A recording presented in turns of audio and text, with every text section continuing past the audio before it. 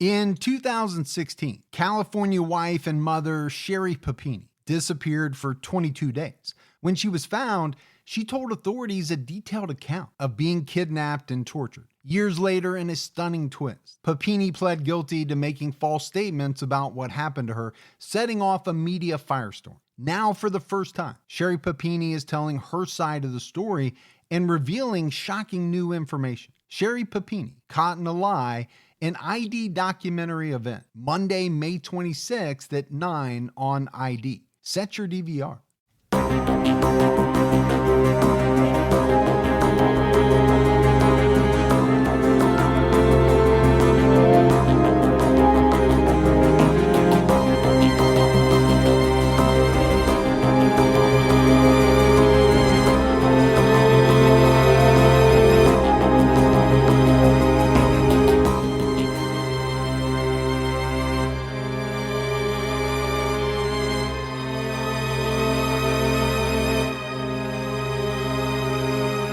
Hello, everyone, and welcome to episode 122 of the True Crime All the Time podcast. I'm Mike Ferguson, and with me, as always, is my partner in true crime, Mike Flannel Gibson. Gibby, how are you?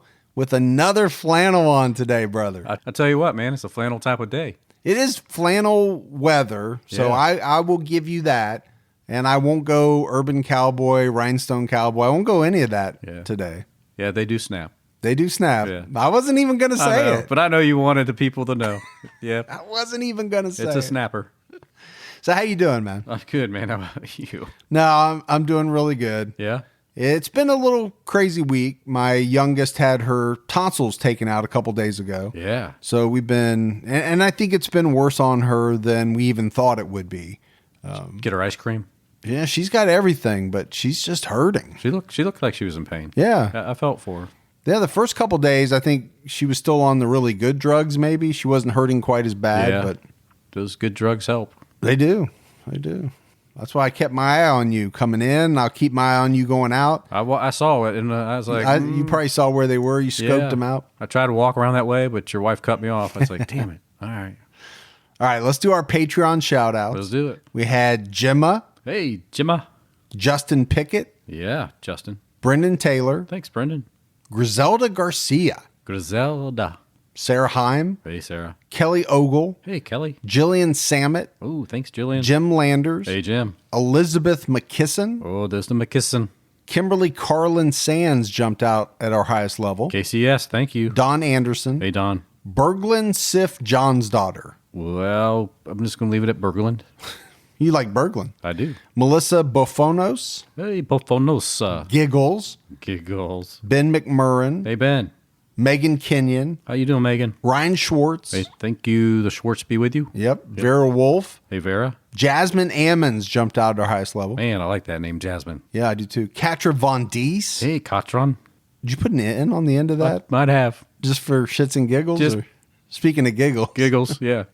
Mariana Terzakis. Hey, Mariana Teresa. So I messed that up. But And, Mariana. and Charlene Ray. Hey, Charlene. And Thank if we you. go back into the vault, this week we selected Diana Ward. Hey, Diana. Been with us a long time. She has. Long-time Patreon supporter. That's awesome. So appreciate all the new Patreon support, all the continued support. We had some great PayPal Did we? as well. Candace Zugic, Ooh, thanks, Candace. Melissa Buell, Melissa. Shyla Green, I like that. Shyla. Paul Perry, Hey, Paul. and Donna Harkins. Donna. Awesome. All right, Gibbs. So True Crime All the Time Unsolved. Yes. Episode out right now I know. on the Bakersfield 3. That's good, too. And, you know, we got a lot of great feedback on both episodes last week. On Unsolved, people thought this was a really mysterious episode, which it was. It was. I think this Bakersfield 3, people are going to say similar things. And when you're talking about three people connected to each other that disappear in succession, Right. and then you get into all the connections and what were they into, and it's a very mysterious case. It is. I think everybody will enjoy it. Yep, I do too.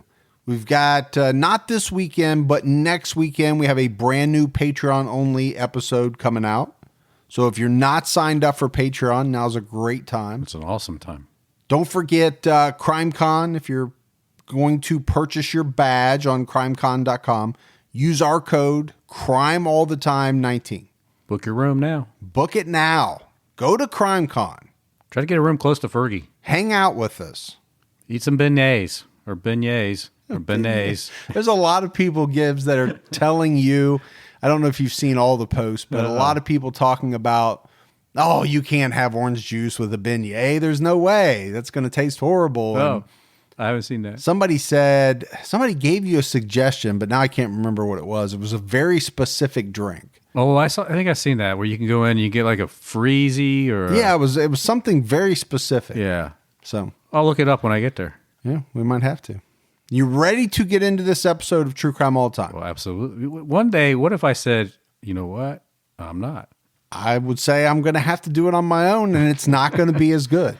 That's what I would say. Well, that's why I always will say I am. All right. In this episode, we are discussing the Scottish serial killer, Peter Manuel, also known as the Beast of the Birkinshaw.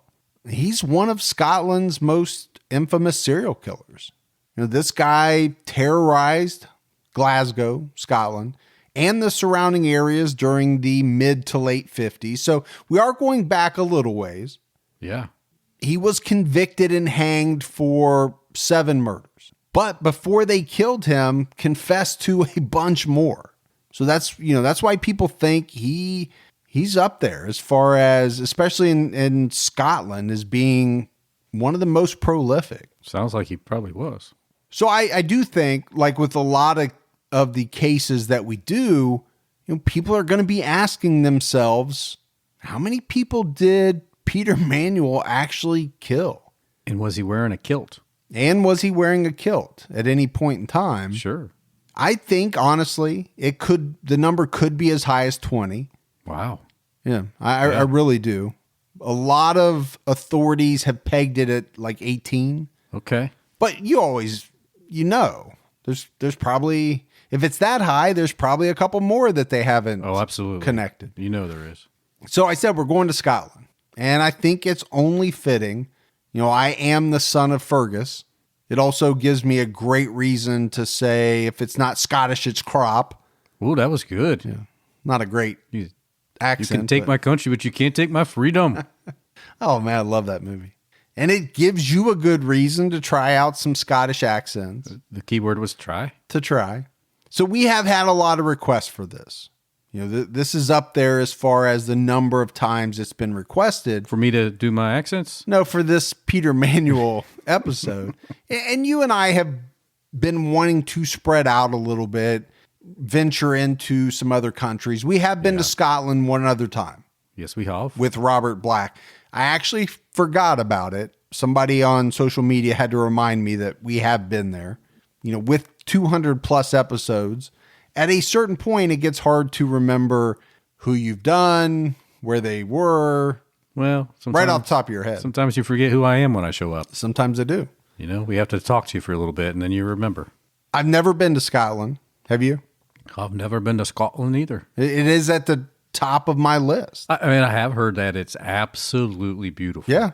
So, I want to play some of the amazing old golf courses they have. That's where they invented golf, right? Yeah. Yeah. I want to eat some of the local dishes. Haggis, Cullen, skink. I think it might be Cullen skink. It might go together. I'd have to know what's in it first. Lorne, skirly. Ooh. These are all traditional Scottish dishes. None of what you have said sounds like an appetizing word. Wait, you don't want some skirly? No. You want a side of Cullen skink with that skirly? Hey, that would be a no. What about haggis? You know what haggis is. Absolutely. You know what? As much as I want to say no, I think you can't go to Scotland without at least having a bit. Well, you got to try it, but you know what it is. I know what it is. It's not. I don't want it. It doesn't sound like it would be good. It's like coming to America and not having a hamburger. Well, I tried blood pudding one time. I was not a fan. Or blood sausage or whatever. Well, blood sausage. I was not a fan. No. But when in Rome, right? Right. When in Rome, yeah. What's the rest of that?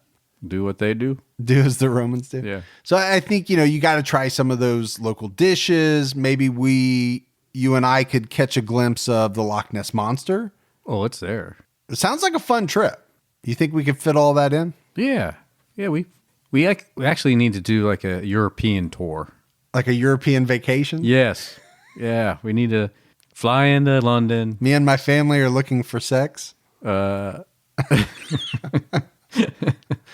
think we'll be okay going to Scotland as long as we don't run into anyone like Peter Manuel. Yeah. Stay away from those types of people. I would wear a kilt there. You would wear one here. I've seen you wear Well, it's true. much less, and it's I'm just saying. Almost stomach turning at some points. I mean, the Speedo thing, I just think that's something a man shouldn't wear, but that's just me. But over in Europe, it's the thing. It is the thing. You know? It's what they At do. our local pond over here, not so much. Well, I forget all the kids out there. And the kids are like, Mommy. Look, he dropped something. He's going to pick it up again. Mom, don't look. Yet they look. But even though we're going to Scotland, Peter Manuel was not born there. He was actually born in the United States, in New York City, in March of 1927. And I guess he was a really big baby, 9.5 pounds. That's a whopper. Probably all that good New York salsa that his mom ate. This is the pace. Yeah. Picante. Picante. Now, his parents were Scottish. They had been in the U.S. for about 3 years. At the time Peter was born, he had one older brother who was a couple of years older. And then later on, he had a little sister who was about 7 years younger.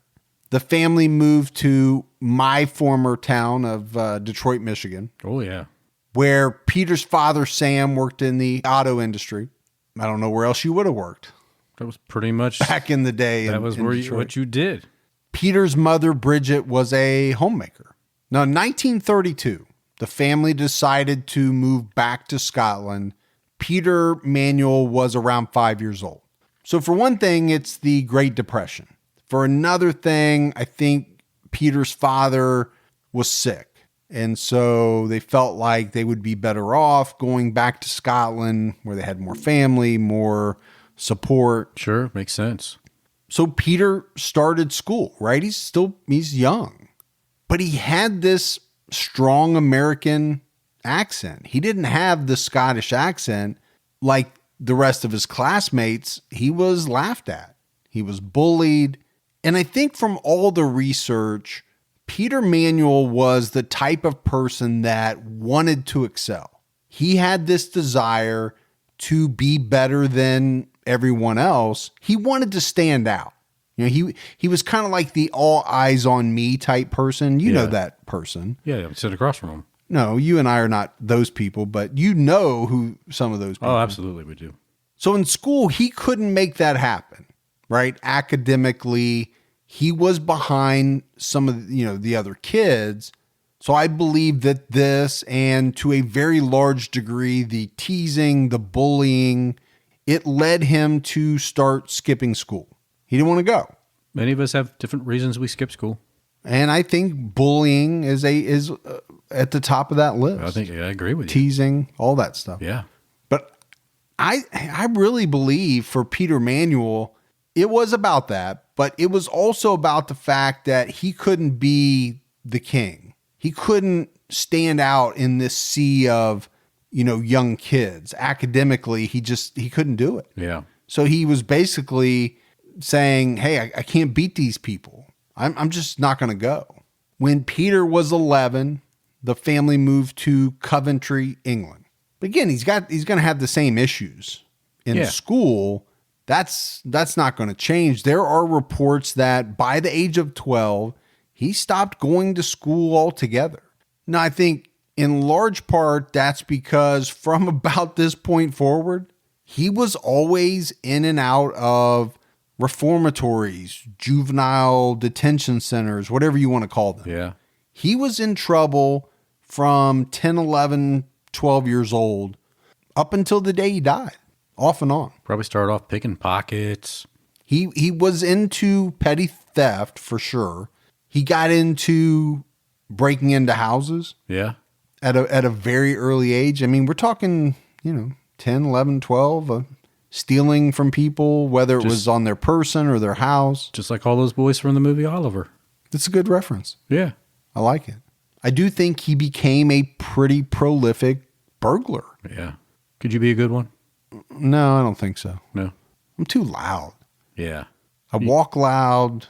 You knock stuff over. I do. I'm clumsy. I knock stuff over. I would not be a good cat burglar at all. Your prints and everything would be all over the place. You probably sit down and start playing their PlayStation. Think you had plenty of time. Plus, I'm easily distracted. Yeah. You know, squirrel. Yep. Some people have called me squirrel over the years. So you're right.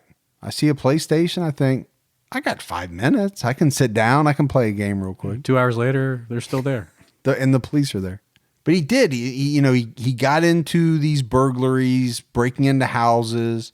At one point, he was sentenced to 2 years at a juvenile prison. And I guess for me, Gibbs, the really strange thing about Peter Manuel is it seemed as though he had a good home life. You know, I didn't find anything in the research that, said he was beaten, abused, neglected. Rough. Nothing rough. I couldn't find it. It talked about the fact that he was especially close with his father, but I think he had a good relationship with his mother as well. So none of those kind of serial killer type background things that you and I like to look for and point out, I just didn't see them. Probably all that haggis. It could have been too much haggis. Yeah. Now, as he was growing up, like I said, he spent a lot of time in juvenile prisons, reformatories. There were a couple of major incidents that Peter would later blame some of his problems on. So one thing to point out, I mentioned the Great Depression. As he gets older, we're getting into World War II now. And Peter was hit in the head with some shrapnel during a German bombing raid. Well, that can't be good. No, that can never be good. He was knocked unconscious from this blow to the head. It said that he had some memory loss as a result of this incident. And then when you get into the second one, pretty similar timing, he was doing some work with some other guys and got electrocuted. And this kind of what was a pretty serious accident. 3 guys died from this, being electrocuted. He was hurt, suffered some serious memory loss as a result of this as well. So I don't know. You've got some head trauma. You've got we haven't talked about anybody being electrocuted before. It's not fun. No, I actually have been. I got shot across the room one time. Ooh. It was not fun. That explains some things. It does. Yeah.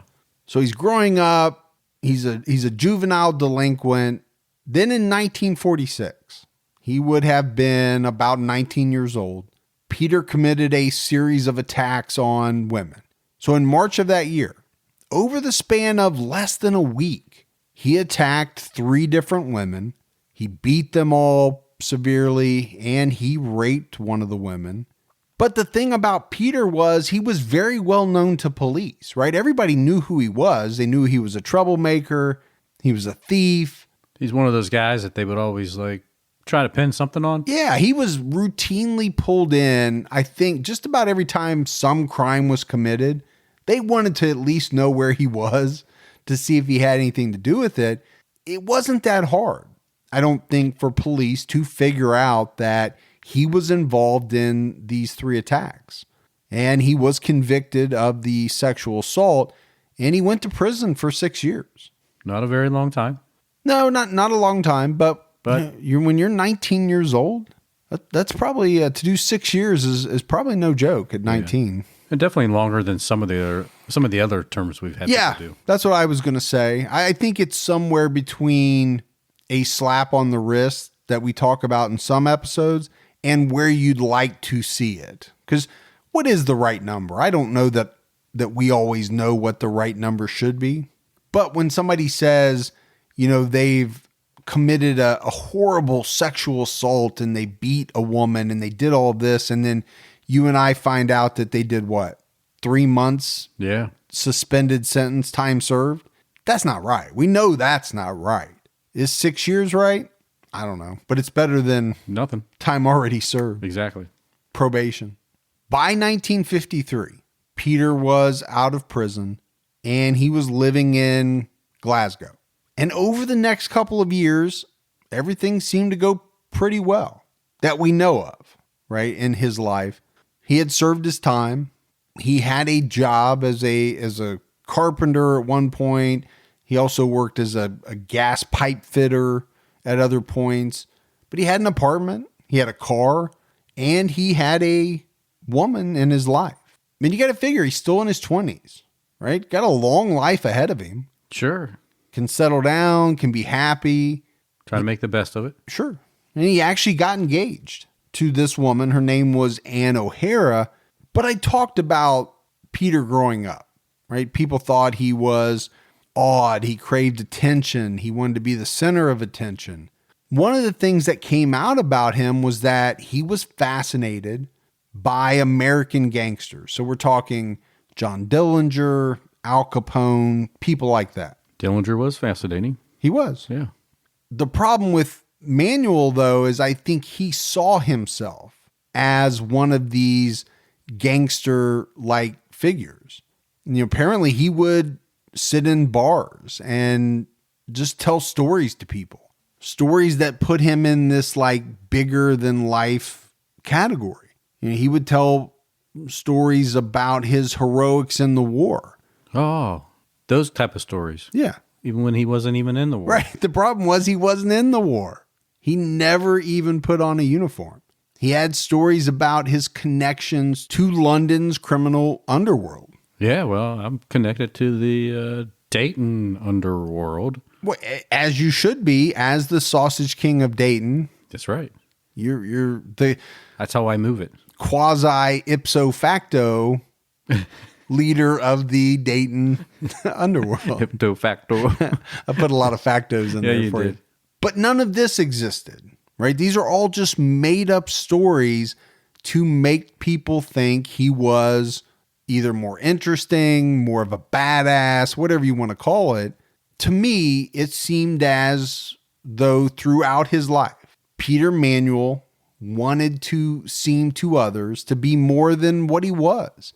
Wanted people to think he was something better than what he was, more interesting than what he was. Well, I would say that's probably about at least half of the conversations you're going to hear at a bar. That's true. That's true. Yeah. I mean, if you're going to a bar expecting a lot of truth telling, you're probably in the wrong place. Absolutely. Not going to turn out too good. Maybe go to the hookah lounge. Maybe you get more truth there. I don't know. Is that where they tell the truth? I don't know. Have you been at a hookah lounge? No. No. I know what it is, but I've never been. It looks like it might be fun. Hookah? Yeah, I don't know. I don't smoke, so. Do the hookah. Now, maybe it had something to do with Peter's short stature. He was 5'4". So there are some people that have theorized that, all of these lies, these exaggerations, they were in some way compensations for his height. I don't know if that's true or not, but there is some stuff out there about that. All right, Gibbs, let's take a quick break to talk about our sponsors. Hey, can listening make you a better parent, better leader, maybe even a better person? Listening can do a lot. It can inspire you to start something new. There's never been a better time to start listening on Audible. With Audible, you get access to an unbeatable selection of audiobooks, including bestsellers, motivation, mystery, thrillers, and our favorite, true crime. They have the largest selection of audiobooks on the planet. And now they have Audible Originals, which has boosted that selection even more. I love the Jack Reacher series, and right now I'm listening to Past Tense, the latest in that series by Lee Child. Audible members can choose 3 titles every month, 1 audiobook and 2 Audible Originals. You can listen on any device, anytime, anywhere. They also have easy audiobook exchanges, rollover credits. So go to audible.com/truecrime or text true crime to 500-500 and listen for a change. That's audible.com/truecrime or text true crime to 500-500. And next up is BetterHelp. Listen, if there's something that's interfering with your happiness or preventing you from achieving your goals, BetterHelp Online Counseling is there for you. They offer licensed professional counselors who are specialized in a wide array of issues. You can connect with your professional counselor in a safe and private online environment. Anything you share is confidential, and this service is extremely convenient. You can get help at your own time and at your own pace. They have video, phone sessions, chat, text options, and if you're not happy with your counselor, you can request a new one at any time for no additional charge. This is a truly affordable option. TCAT listeners get 10% off your first month by going to betterhelp.com/TCAT. So why not get started today? Go to betterhelp.com/TCAT, fill out a questionnaire, and get matched with a counselor you'll love. betterhelp.com/TCAT. Then we get to 1955. Peter's fiancée, Ann O'Hara, breaks off their engagement, and there are a lot of people that believe this was the impetus for his murders, because everything starts from here. I mean, on the very day that she broke off the engagement, Peter went out on the hunt. He abducted a woman named Mary McLaughlin at knife point. And it's been said that Mary looked very similar to his fiancée, Ann. Manuel held a knife to Mary's throat, and he actually threatened to cut off her head. He attempted to sexually assault her, but Mary was able to, I'll call it a combination of talk her way out of and fight off Peter Manuel. So I think she talked him down. I think she was able to fight him off some. But the main point is that she was able to get away. Luckily for her. Luckily for her. But of course, she's going to go right to police and say, hey, here, this guy attacked me. He threatened to kill me. He tried to sexually assault me.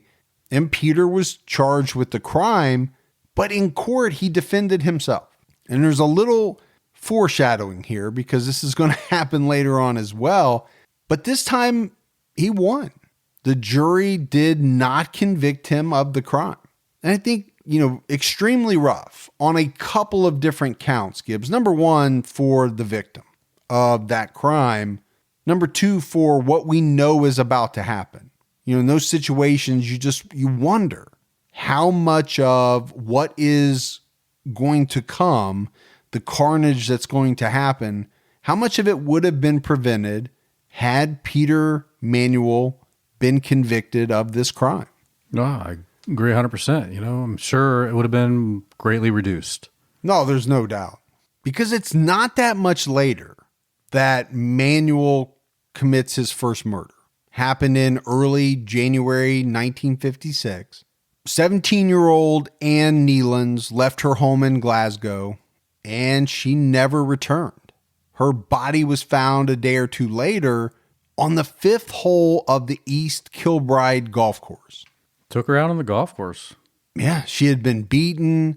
Her skull had been smashed in.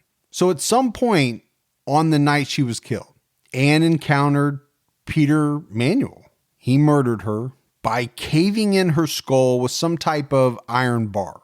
He took off with Ann's watch, her earrings, her belt, her purse. All of that was missing. But police determined that she had not been sexually assaulted. So this was just a crime of anger. Or robbery. Robbery, for sure. And there are going to be a lot of people over the years that say that's one of the main motives of Peter Manuel. He always robs his victims of something. Now, I don't believe that he just went around killing people to rob them. Yeah. I think there was more to it, and we'll talk about that. Sure. But it was definitely a component. Well, and the police are going to want to go talk to him about this. They know he's in the area. Yeah, I think pretty early on, he was at the top of the list or on police radar. We kind of mentioned it, right? No matter where he went, there was this cloud kind of hanging over Peter Manuel when it came to the police. They knew he had done all of these things. So essentially, anytime something happened, he was one of the first individuals that police wanted to talk to. He's always like the top suspect. Yeah. Yeah. In anything. Probably had his attorney on Well, if they had a speed dial. I was going to say, we're in the 50s. I don't know if they had speed dial, but I think speed dial was just how fast you could rotate the little wheel with your finger. Yeah. That was called speed dialing. Today we'd be in trouble if we got locked up. You get one phone call. I don't know anybody's number. No. Like, because it's in your contacts. Yeah, I need my phone. I'm sorry, you can't have your phone. Well, then I'm not going to be able to call anybody. And actually, I'm probably even totally way off because in the 50s, I don't even think you would be dialing a number. I think you would just be ringing up the operator and telling them who you wanted, what number you wanted to be connected to. Don't you think? Yeah, late 50s, early 60s. My mom was a switchboard operator. So, yeah, a damn good one, too. I bet she was. I bet she was at the top of her field. She was the head of the switchboard operation. There was only one. She was the only one. No, sorry, Mom. So police did bring him in for questioning. One of the things they noticed was that he had some scratches on his face. Never a good sign. Never a good sign when you are looking for an attacker, a murderer. So he mentioned that he kept getting hauled in all the time. There was a report that he'd been hauled into the police department something like 47 times. Wow. Over the years. Probably had his own coffee mug there. Maybe. But he earned it. Right? It wasn't like this wasn't earned. He had done so much stuff. He had quite a rap sheet. So anytime there was a break-in, an assault, we better talk to Peter Manuel. Well, they're playing the odds, right? Sure. But Peter had an alibi for the night that Ann Nealons was murdered. And it was supplied by his father, who told authorities that Peter was home with the family that night when Ann Nealons was murdered. Now, that's going to turn out to be a lie, but this threw police off. It's a loyal family. Well, and I mentioned he had a very good relationship with his father. What I should have added was the relationship was so good, the bond was so strong that his father was willing to lie for him to police.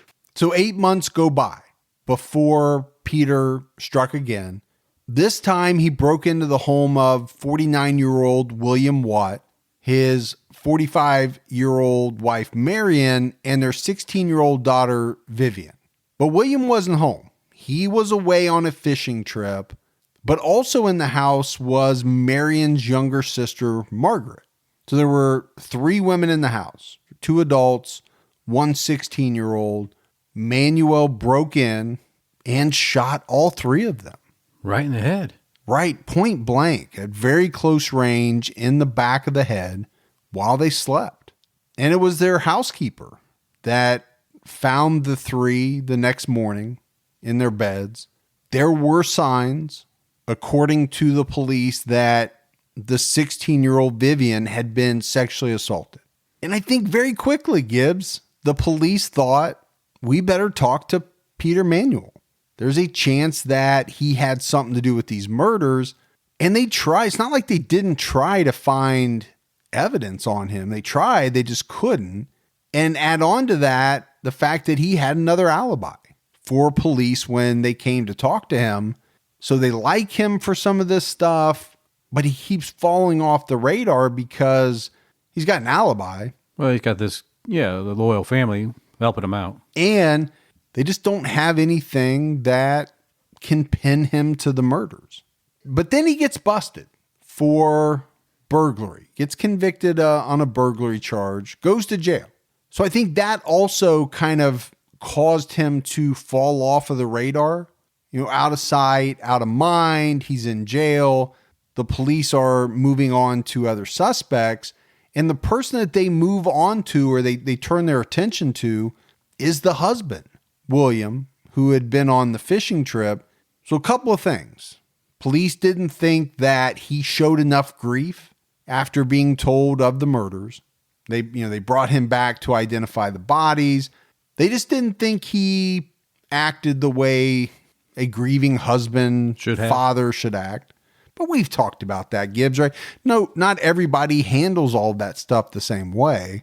Yeah, I think me and you both would handle it probably differently. We would, and I think it's very dangerous to pin everything onto that. I mean, it's a factor just like everything else is, but to give it all of the weight like maybe they did in this situation, I think it's pretty dangerous.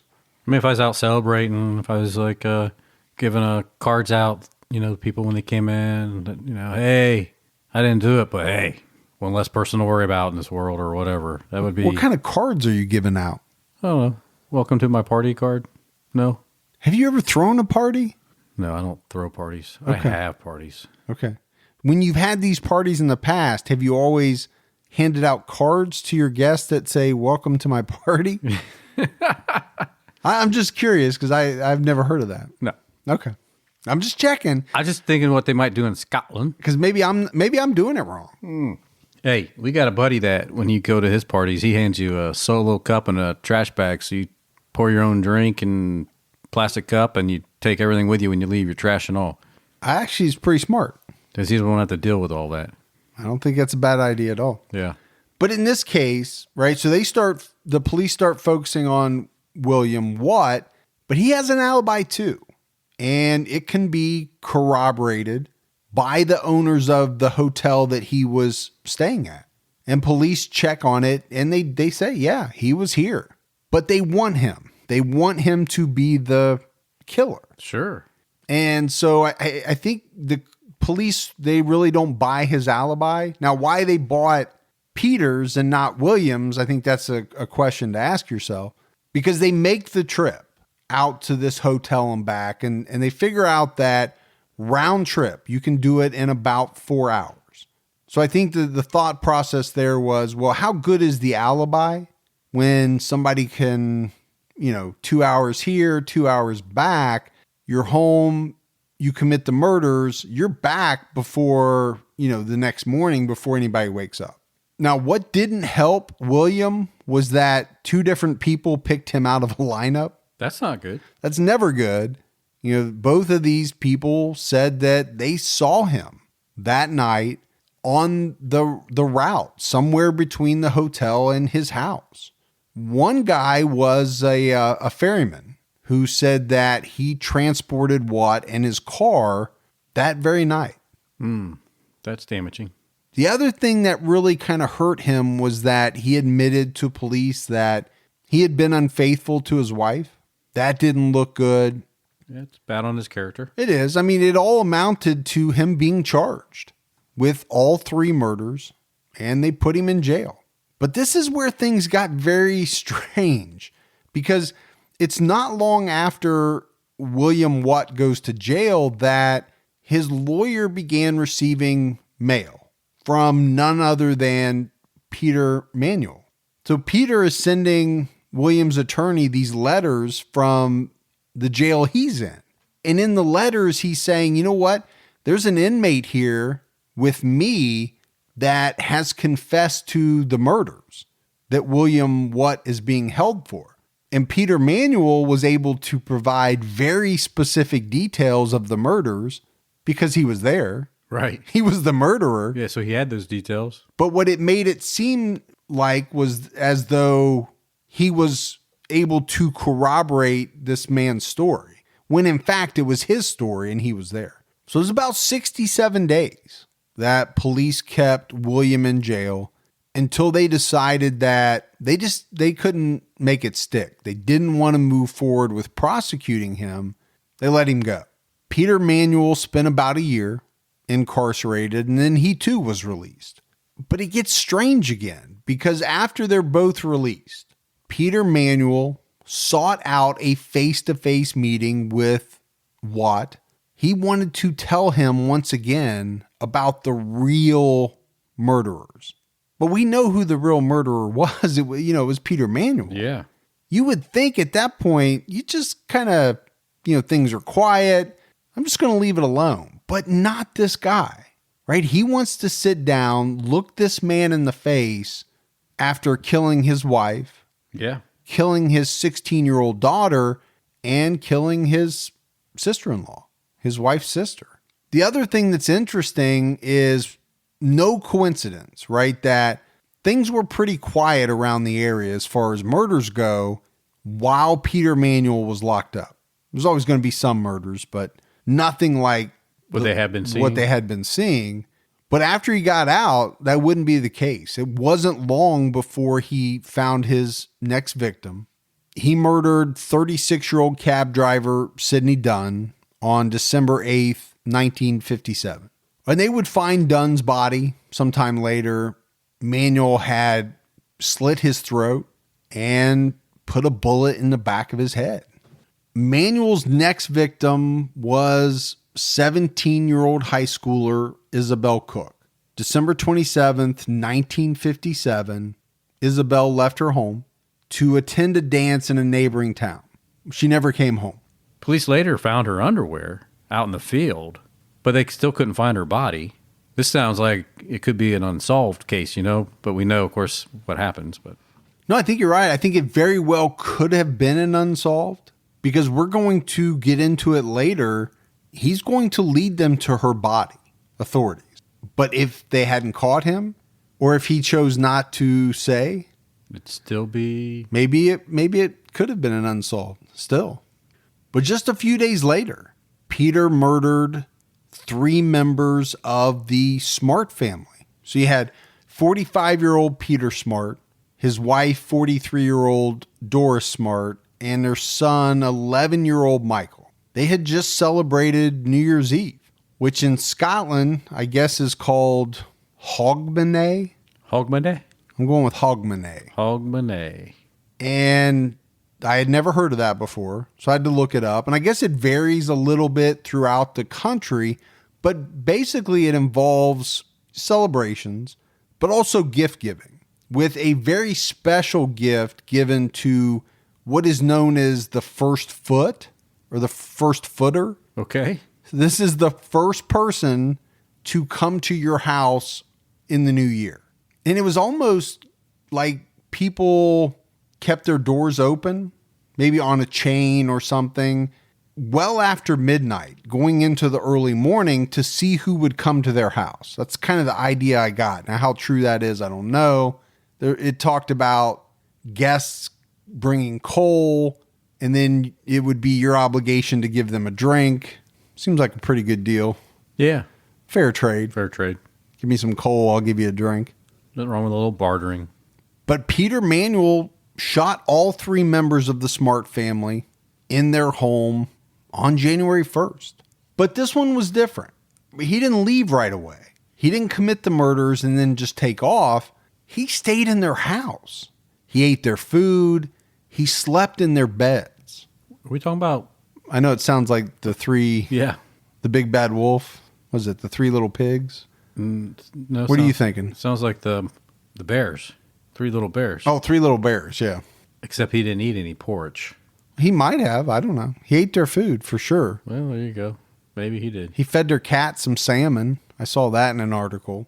But I think the one thing that really got to me is the fact that he slept in their beds, but he didn't move their bodies. He just pushed them to the side and got into bed with them and went to sleep. Weird. A little odd to willingly sleep in the same bed as a dead body. No way, man. Couldn't do it. Someone that you've just killed. He didn't have to do that, right? He could have moved the bodies. He could have slept on the couch, but he didn't. Yeah. He purposefully slept in the beds with the victims. Then he stole some money, some brand new banknotes that Peter Smart had obtained for the holiday, and he left in the family's car. And it's really these banknotes that kind of lead to the downfall of Peter Manuel. Now, one thing is the Smart family was supposed to be on vacation, so it wasn't right away that people thought something was wrong. It took a while for their friends, Peter Smart's employer, to become concerned. Obviously, that's not going to happen until after the time when they're supposed to be home from this vacation. So police are alerted, and it was on January 6th that they found the Smart's car abandoned. Didn't take them long to figure out whose it was. And when they went to their house, they found all 3 members of the family still in their beds with a gunshot wound to the head, each of them. Don't let allergy season slow you down. Get common allergy meds for as little as $15 with GoodRx. So you and your family, pets included, can stop allergy symptoms before they start. GoodRx is free and easy to use. Just search for your prescription on the website or the app, compare prices, and get a free coupon to show your pharmacist. Save at over 70,000 local pharmacies nationwide, including Walmart, Walgreens, CVS, Publix, Kroger, and many more. Check GoodRx before every trip to the pharmacy to save up to 80% on both brand and generic medications. And did you know GoodRx rewards you for saving money too? Join GoodRx Rewards today and earn points every time you use a coupon. Remember, GoodRx is not insurance, but works whether you have insurance or not. And it could be your insurance copay price. I've been using GoodRx for years, and I can't tell you how many times I have saved money even with my insurance. Stop allergies before they start and save big on allergy medications this season with GoodRx. Go to goodrx.com/TCAT. That's goodrx.com/TCATT. You know, once the temps start rising, I realized I was back in the same worn out rotation. Same tank, same shorts, same everything. So I gave my daily uniform an upgrade with Quince. Their pieces are easy, elevated, and somehow make me feel more put together without even trying. Like their 100% European linen shorts and dresses from $30. Luxe swimwear, Italian leather platform sandals, and so much more. The best part, everything with Quince is priced 50 to 80% less than what you'd find at similar brands. By working directly with top artisans and cutting out the middleman, Quince gives you luxury without the markup. And Quince only works with factories that use safe, ethical, and responsible manufacturing practices and premium fabrics and finishes. I'm getting ready to stock up on shorts for summer from Quince, and I know they're going to be amazing because everything I've ordered has been of the highest quality, and the prices are amazing. Treat your closet to a little summer glow up with Quince. Go to quince.com/TCAT for free shipping on your order and 365-day returns. That's QUINCE.com/TCATT to get free shipping and 365-day returns. Quince.com/TCAT. So who do you think they suspect of this one, Gibbs? Well, who else could they? You think Peter Manuel? I think so. Me too.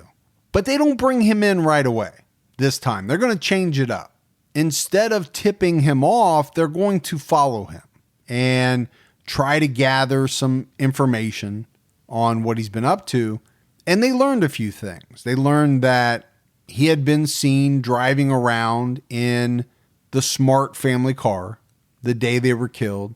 Apparently, there's a story that he even gave a ride to a police officer who was trying to make his way to work in Glasgow, gave him a ride in the Smart family's car. It's ballsy. That is ballsy. It's like, hey, need a ride? He gave a ride to a police officer in the car that belonged to the family he just massacred. They also learned that all of a sudden Peter had some money. And this was something that he didn't normally have, right? He was in one of his favorite bars, and instead of, having to borrow or bum as he normally did, all of a sudden he was flush with cash. And not just that, but he was buying drinks for other people. If you did that, Gibbs, I would know right away something was wrong. Oh. If you just saw me get my wallet out. Yes. Yeah. I'd call 911. Like, something's up. Yeah. I don't know who's been robbed or possibly murdered, but your suspect is sitting here next to me. Yeah, because his wallet's out and it's not dusty. But that's, it's essentially what happened. It was so strange to those around him that knew him. One of these people alerted police that something was up. Because you got to think, right, by this point, the news of the murders is probably all over the paper. Yeah. The previous murders had made a splash.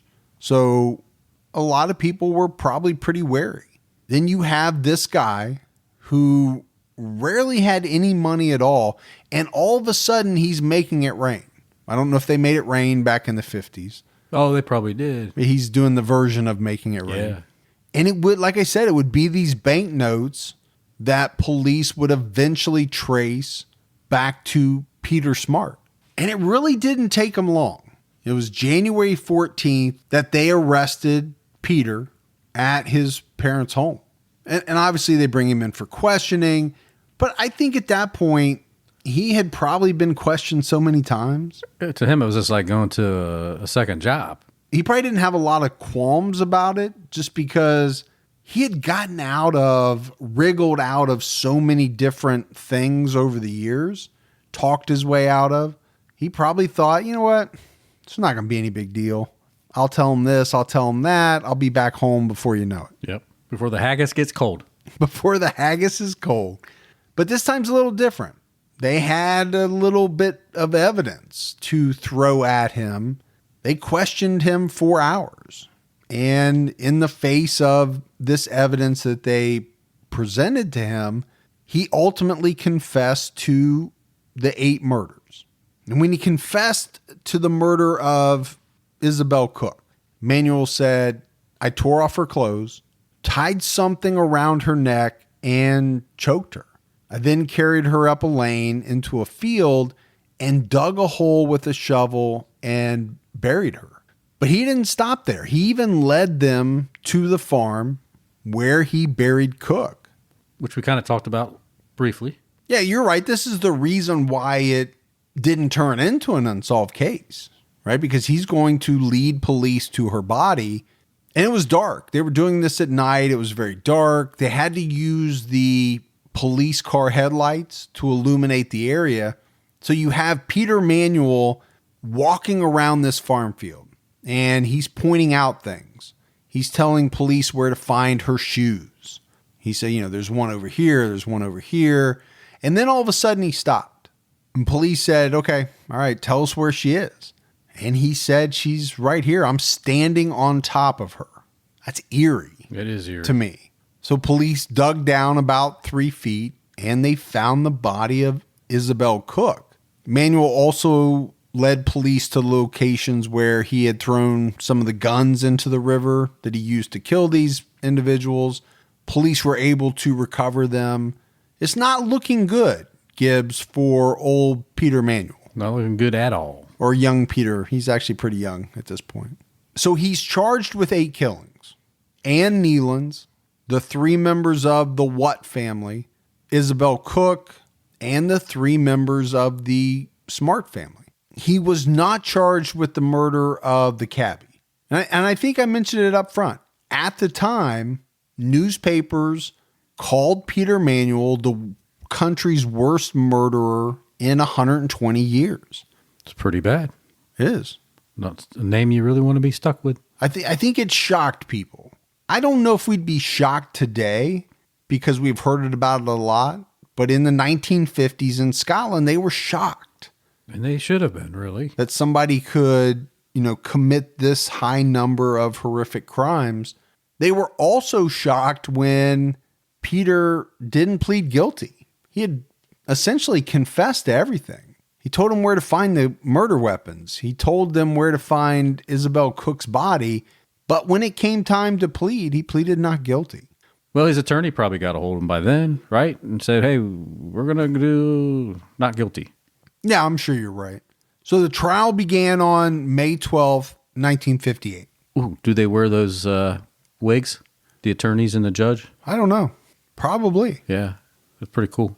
You like those wigs, huh? Yeah. The male, female, doesn't matter. They all have to wear the wigs when court is in session. It's old school. It is old school. For sure. Yeah. So the prosecution called witness after witness, right, to talk about Peter's actions on and around the days of the murders. A lot of the testimony centered around his confession, but the defense didn't want the confession introduced.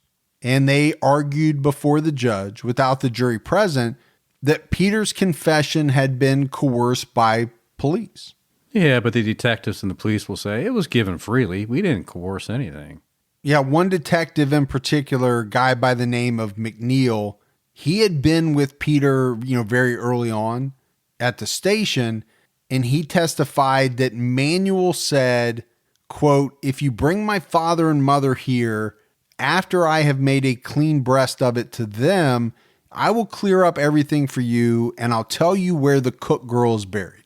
I would think that would be pretty powerful testimony because that's essentially exactly what happened. Exactly. I mean, how did they find this victim, Isabel Cook, if Peter Manuel didn't lead them to it? How did they find the murder weapons if he didn't lead them to them?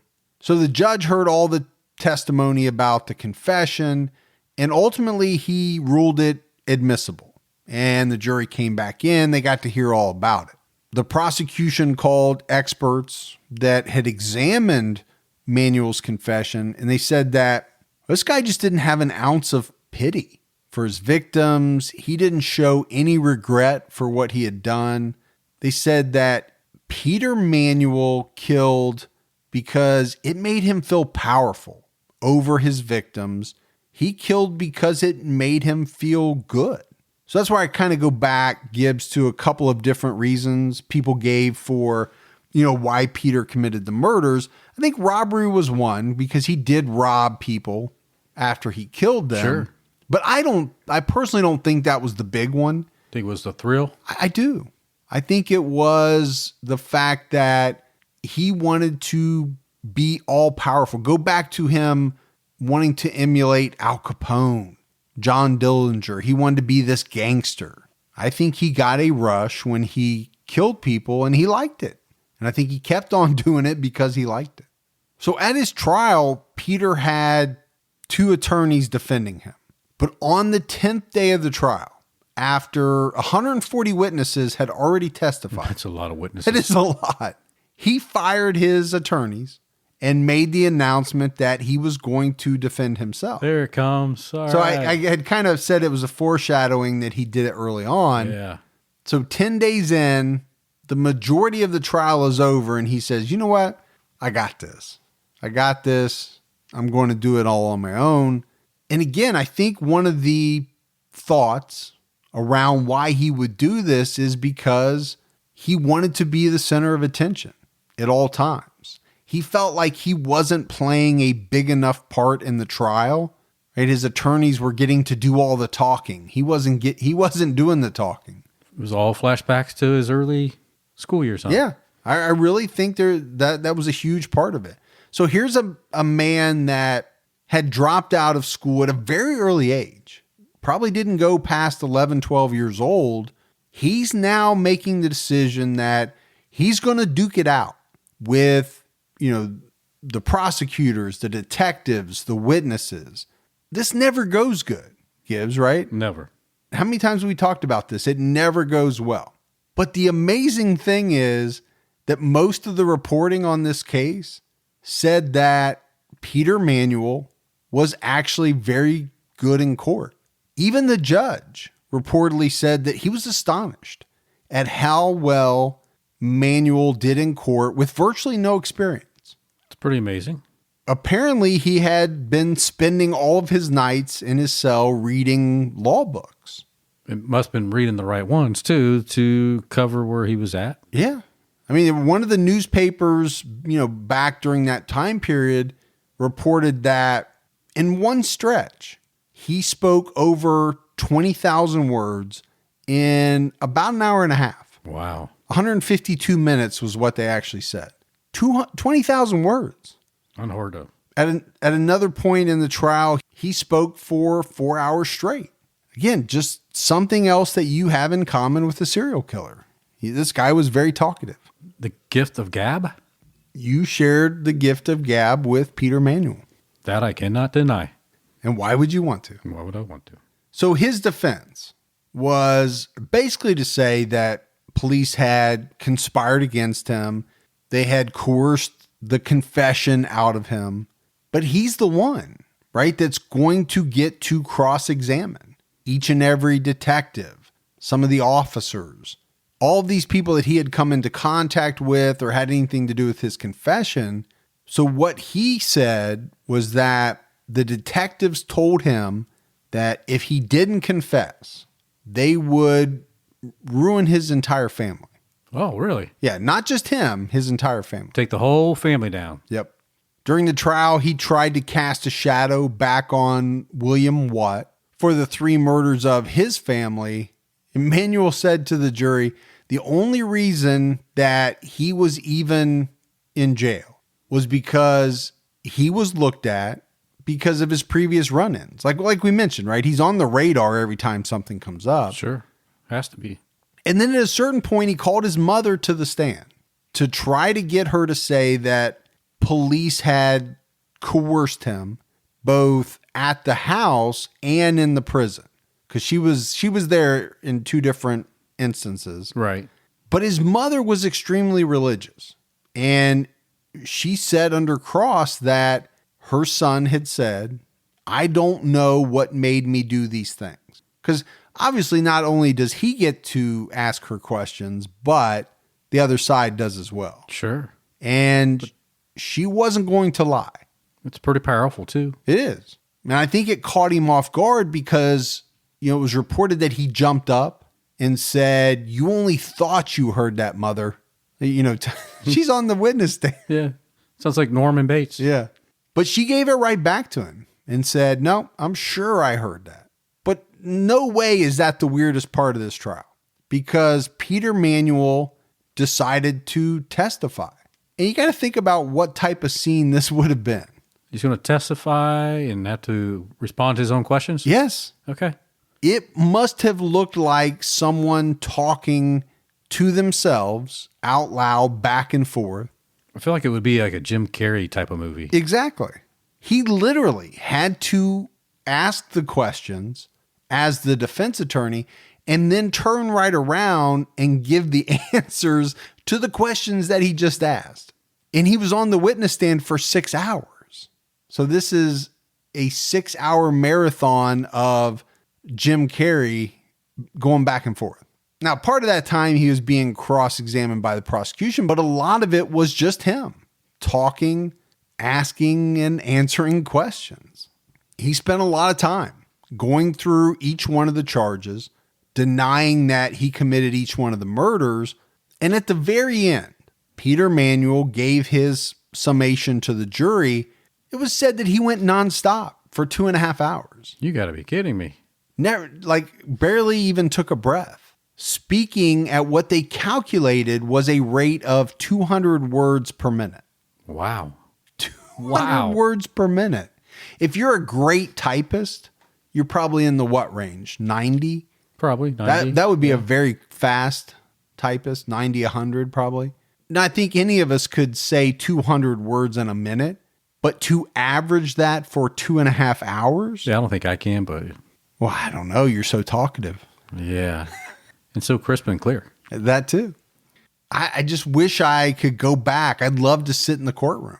I'd love to just watch it. That would have been a good one.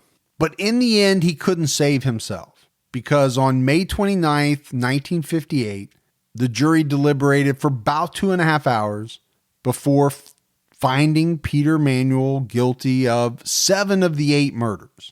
So they did find that there was not sufficient evidence to convict him of the murder of Ann Nealon. And he was not tried for the murder of cab driver Sidney Dunn, but he was convicted on 7. And at the sentencing, the judge said, quote, "Ye shall hang by the neck in the yard of Barlinnie jail until ye are dead, and may God have mercy on your soul." And ye did it. Ye bastard. Ye bastard. Well, you talk about old school. That's pretty old school. That is pretty old school. Ye shall hang. So he's convicted. He's sentenced. They're taking him out of the courtroom. And it was reported that there were hundreds of women lined up outside the courtroom. They were booing. They were yelling at him, calling him all kinds of names as he was led from the courthouse to the prison van. The women of Scotland did not like Peter Manuel one bit. They thought he was the boogeyman. And I think in the 1950s, he was. I think so too. For Scotland. I mean, you think about mothers telling their kids stories about, maybe not all the details, but stories of the boogeyman, Dahmer, Gacy, Ted Bundy. In Scotland, they would have been telling the story of Peter Manuel. So he's in prison awaiting his execution. And I think I talked about this up front. While he's in there, he reportedly confessed to 10 more murders. So that right there alone would put him in the 18-19 range if all of those are true. Right. And like we always talk about, is there some that he didn't want to admit to? I would say very likely. Well, I'd have to agree with you for sure. And I really want to point out the timeline here because it blows me away. So convicted on May 29th. Less than a month later, his appeal was heard and dismissed. And then on July 11th, he was hanged. So about a month and a half from conviction to carrying out his capital sentence. I mean, how far away are we now from that? Especially here in the United States. Very, very far. I mean, a lot of countries don't even have capital sentences anymore, right? Exactly. But in a lot of places here we do. But like you and I talk about, it can take 20, sometimes 30 years from the time somebody is convicted until their sentence is actually carried out. Peter Manuel was buried in an unmarked grave inside the prison walls. And after he was hanged, an inquest jury found him guilty of killing cab driver Sidney Dunn. So even though he was dead, they still went through and looked at the evidence, presented it to a jury, and they found him guilty. And I think one of the most damaging pieces of evidence in that was a button found in the cab that matched buttons from a jacket owned by Peter Manuel. So based on that, they convicted him. But I do think there are a lot of people that are not sure about that one in particular. But we know all the other ones, so I think they were probably okay with that. I don't think it matters, but there are a lot of people online that do not believe he actually killed this cab driver. But there was some other evidence, all circumstantial. Apparently he was looking for a job in the city where this cab driver was. He was known to have been there a day or two before the murder. So there was some other circumstantial evidence for sure. But maybe one of the most interesting or, confusing things about this case is that almost all of the documents surrounding the case of Peter Manuel are sealed. Really? Like it's almost like JFK. So in 1958, the decision was made that they were going to seal everything for 75 years. So that means the documents won't be able to be fully viewed until 2033. Wow, we're seeing Jimmy Hoffa stuff before his. I just found that very, very strange. Don't know why that would need to be that either. And I think that, just like it does in the JFK thing, it invites conspiracy theorists, right, to talk about, well, why would they do that if they didn't have anything to hide? Was there aliens involved? I don't know. Roswell. Yeah. Something. It might have been. But Gibbs, I do think this is another case where you can see the progression of an individual in committing increasingly violent crimes, right, over time. You and I run into that a lot. We do. They start out with something petty, petty theft. They graduate to this. The next thing you know, it's sexual assaults. The next thing you know, they are murdering. And sleeping with dead bodies. There are a number of times in the case of Peter Manuel where I think he could have been stopped and wasn't. Now, again, that's all Monday morning quarterbacking. You can do that all day long. Of course, yeah. But I think there were some times, that one sexual assault that he somehow defended himself out of. By the time he was executed, he had spent more than half his time on Earth incarcerated in either some type of jail, juvenile facility, something. There were definitely signs when it came to Manuel that this was a person who had issues that needed to be dealt with, but they never were. Now, I don't know if those were mental health issues or not, but he had issues that needed to be dealt with. Probably back then they just put some leeches on you, bled you out. Well, we know mental health back then was nowhere near what it is today. We know that. But that's it. That is the case of Peter Manuel. And yet I'm still hungry for some haggis. Haggis.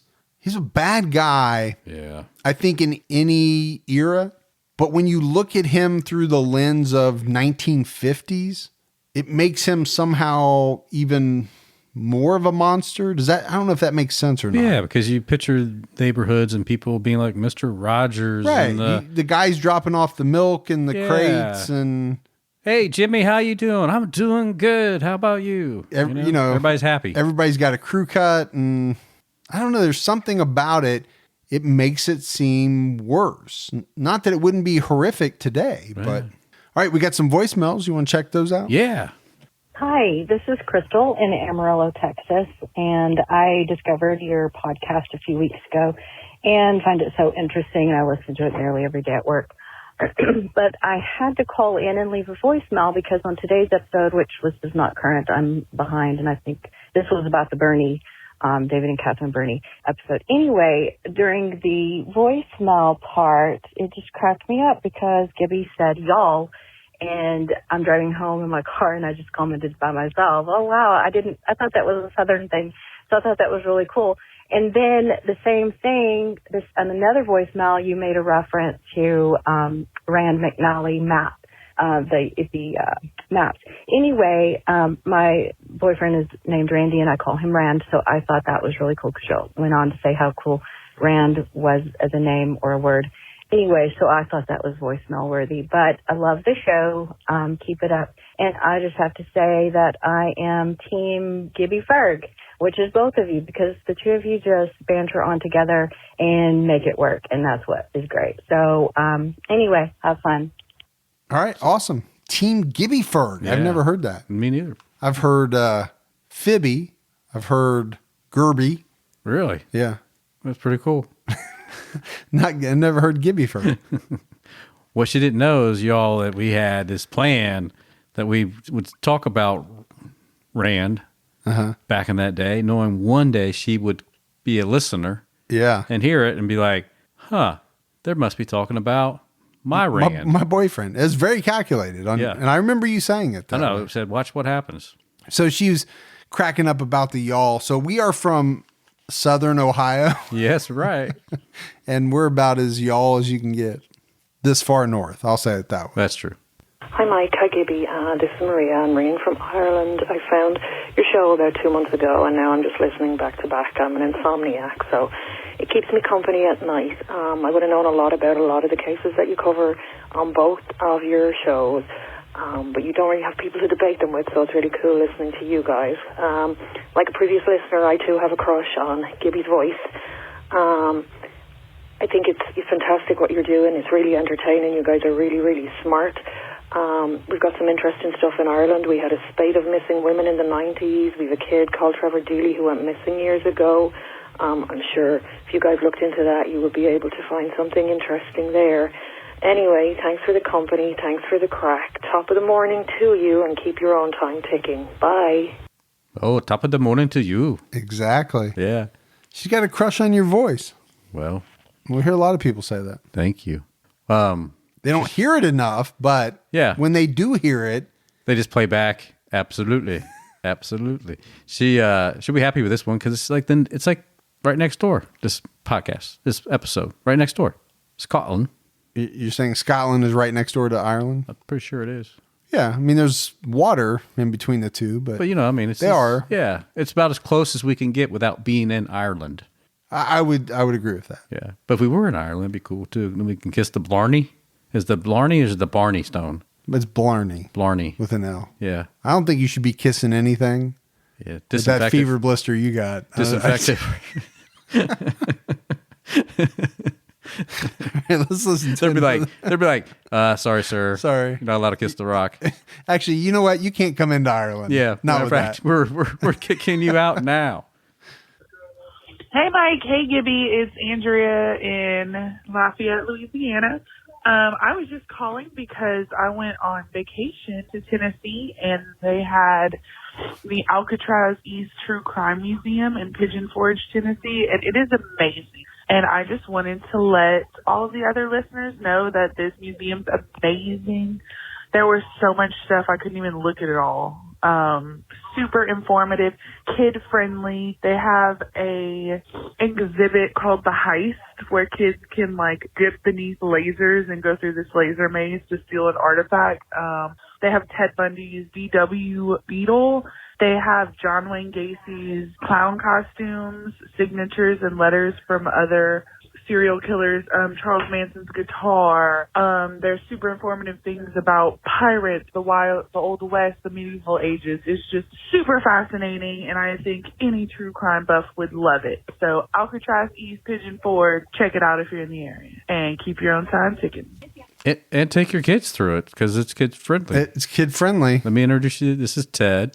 No, just we're joking with you, but This is a great clown, John Wayne Gacy. yeah.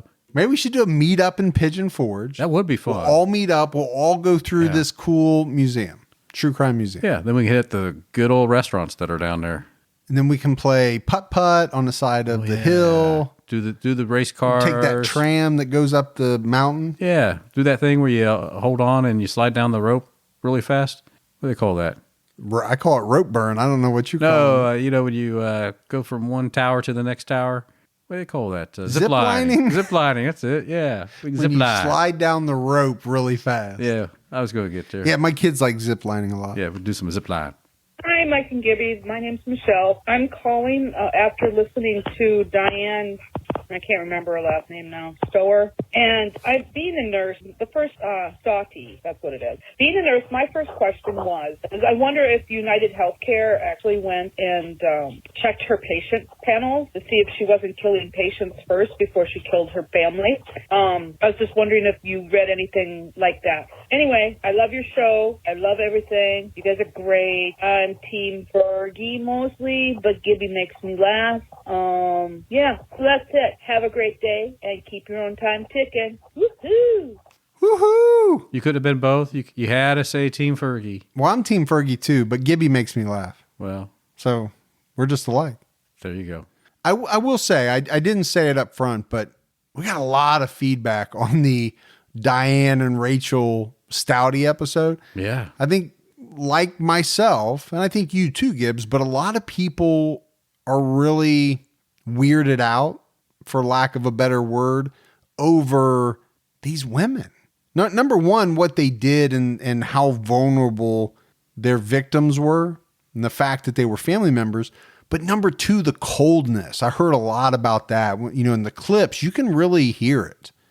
There just was nothing behind their eyes, inside their souls. I just get worried when you trust somebody that you should be trusting that, you know, they're going to give you poisonous food. I know. I mean, it's like you said, hey, I got you some Arby's when you get here. I'm like, okay, so I went by Arby's before I came here. And when I sat down, I traded the sub you had and put mine out there and then just I'll throw the other one away because I don't know. You know why I know you wouldn't do that? Because you're too cheap to go pay $9 for a meal that you're not going to eat. I'll just roll the dice. You know. How bad could it be? Yeah. But as far as answer that question, I never saw anything about one way or the other, whether they checked. I'm sure they had to do something, but I never saw anything about them going back through any records to see if anyone else had died mysteriously at the hands of, especially Diane, with her at one point being a nurse. I don't know. You know, it was listed that she was a clinical supervisor. Yeah. So I don't know if she was a nurse and then eventually got to the point where she wasn't actually seeing patients. I'm not sure what a clinical supervisor is. Probably just somebody that supervises the clinical studies of clinicals. Of clinicals? Yeah. All right, Gibbs, we got mailbag. Oh, mailbag. Yep. Barbie England, Hey, Barbie.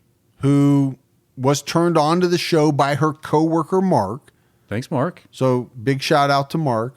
She sent in some poker chips from the Pacific Northwest. Really? Yep. Pacific Northwest. What states would those be, Mike? You know, Washington, Oregon. Yeah. I think these mostly came from Seattle, but I called it the Pacific Northwest to see if you would take the bait. Yeah, I got family in Seattle, so I'm good. All right. We love y'all. That is it for another episode of True Crime All the Time. So for Mike And Gibby. Stay safe and keep your own time ticking.